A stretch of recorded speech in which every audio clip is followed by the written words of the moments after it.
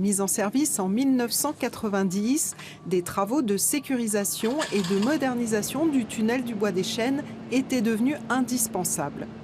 Ici, habituellement, ce sont plus de 25 000 véhicules qui circulent chaque jour. 3 semaines de travaux seront nécessaires au remplacement ou à l'installation de nouveaux équipements sur cet ouvrage d'art de 300 mètres de long.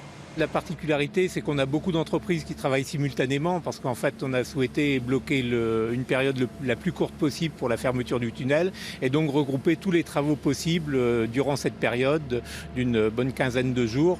Et on a une quinzaine d'entreprises qui travaillent simultanément sur le chantier. C'est cette particularité-là essentiellement que l'on a.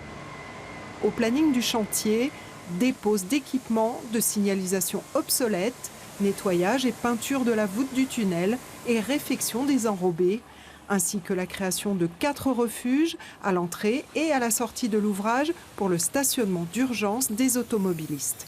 Le budget de l'opération est estimé à 1,8 million d'euros. Le calendrier des travaux est tendu et la coordination primordiale. Il y a une quinzaine d'entreprises qui travaillent sur les 3 semaines. Donc c'est que chacun trouve sa place à son endroit.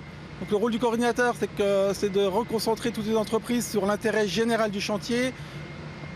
Pourquoi? Parce que chacune travaille sur ses contraintes personnelles. Donc c'est rappeler que les contraintes des uns peuvent influencer sur les contraintes des autres et qu'effectivement que c'est l'aspect général pour la sécurité du chantier et du personnel notamment.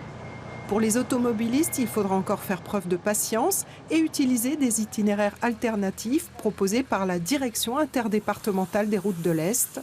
La réouverture du tunnel est prévue pour le 23 août à 18 h.